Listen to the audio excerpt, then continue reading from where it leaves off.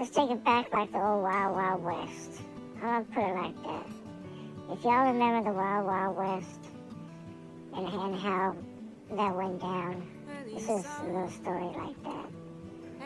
Okay, let's picture a town like an average Western. There's always a town, and within that town, you got yourself a mayor, you got yourself a sheriff, the local sheriff, you got yourself the local barber, the local blacksmith, you got yourself a banker. You know, these are different people that are associated with the town usually. I'm pretty sure y'all familiar with Westerns. Y'all have to have watched Westerns growing up, or at least one time in your life.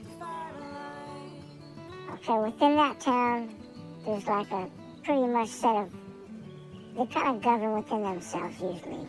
Usually the mayor up in there kind of runs shit, has the sheriff kind of do everything, and you know how that is. Well, this is a little story about the Wild West, where one day the barber and the blacksmith decided they was gonna go out hunting one day out on the prairie, you know. They're out there on the prairie, and they come across some Indians.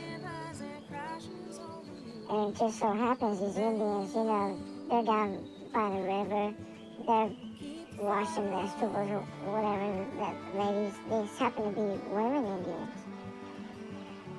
And at first, you know, the women, when the Indians, you know, they're kind of not sure of these men, but everybody approaches one another and they see that it's a friendly thing going on, you know what I'm saying? So, what happens is, one of the townsmen, let's just say the blacksmith, he gets to liking one of the Indian girls.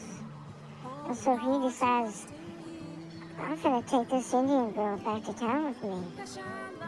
You know, the barber tells him, I don't know if that's a good idea, you know, because how the town's gonna feel about that, you know, bringing an Indian girl into town. So he was like, I don't really care what they think, you know, this is, I want to make my own decisions, and if I want to bring this girl because I like her, I want to bring her into town.